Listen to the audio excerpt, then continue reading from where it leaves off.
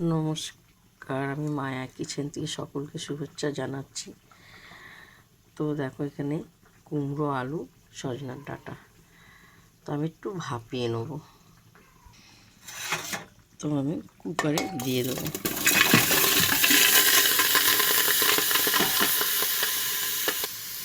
তো একটা গোটা টমেটো দিয়ে দেওয়া হলো, পরিমাণে একটু জল দেওয়া হলো, দিয়ে আমি ঢেকে দেবো। তো তেলটা আমার গরম হয়ে গেছে, পাঁচফোড়ন দিয়ে দেওয়া হলো তেলে। তো দেখো, এটা সিলভার কাপের মাথাটা আমি তুলে দিয়ে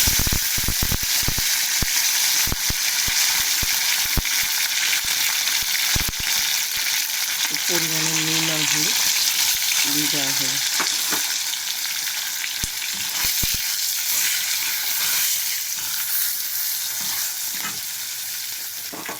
তো আদা, কাঁচা লঙ্কা পেস্ট করা দিয়ে দেওয়া হলো, ভালো করে কষাবো।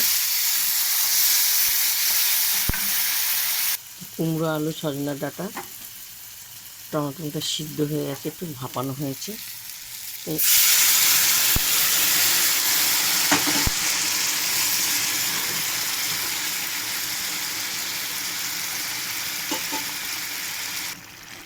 তো নেড়ে চেড়ে দেখেছো, অল্প টাইমে খুব সুন্দর রান্না হয়ে যায়।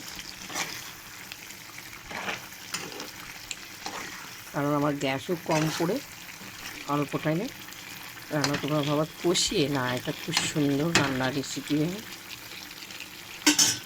তো এখানে স্বাদ মতন চিনি দিয়ে দেওয়া হলো।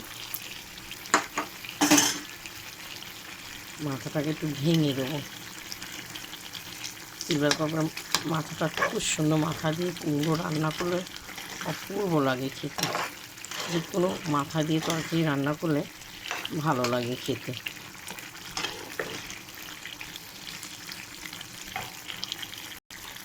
তো আমি মশলা ভাজাটা দিয়ে দেওয়া হলো।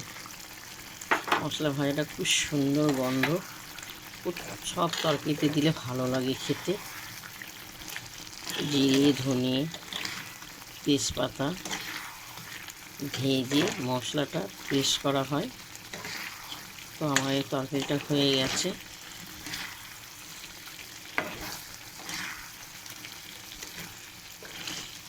দেখতে পেয়েছো, খুব সুন্দর, মুখে লেগে থাকবে।